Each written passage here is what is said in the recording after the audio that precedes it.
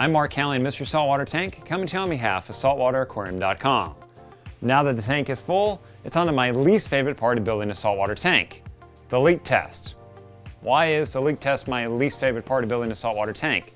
Because if you find a leak, then your whole build comes to a screeching halt until it's fixed. Imagine working on your tank, you're getting things built up, and your girlfriend or your wife walks in and tells you, "We're pregnant." Kaboom! Your whole build's gonna stop until you get that handled. Same thing with a leak.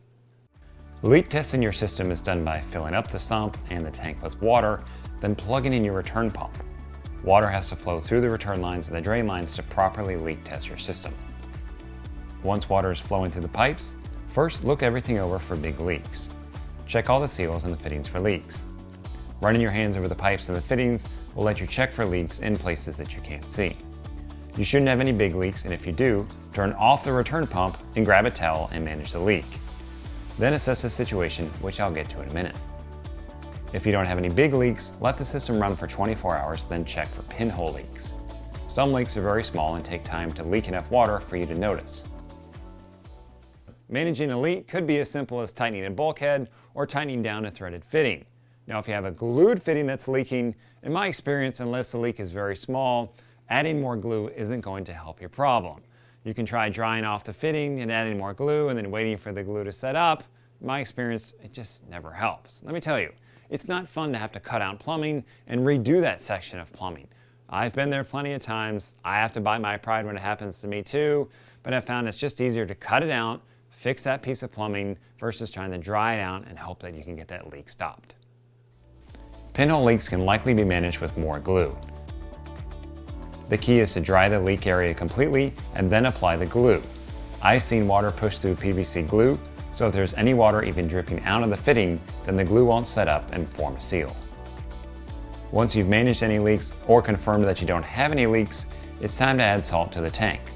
Note that if you started your tank with salt water, you don't have to do this step. Pro tip: add the salt to the sump in a high flow area. Don't dump it in the tank as it takes forever to dissolve. And salt is white and sand is white, so how are you going to know if the salt is fully dissolved? Stirring the salt in the sump also helps it dissolve faster. Add some salt, let it dissolve, then check your salinity before adding more.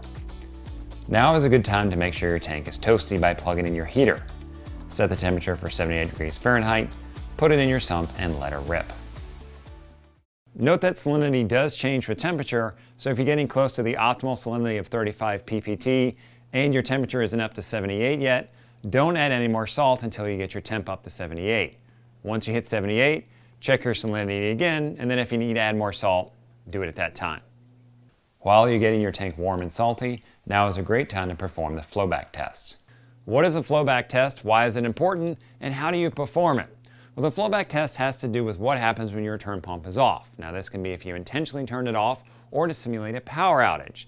So when you turn off your return pump, water is going to flow down through your return lines and also through your drain lines. All that water is going to end up in your sump, which is going to rise the water level in your sump. Now, if too much water comes down the drain and return lines, it's going to overflow your sump and cause a problem. Therefore, you want to limit how much water flows down into your sump. And one way to do that is with a check valve, which stops water coming down your return line.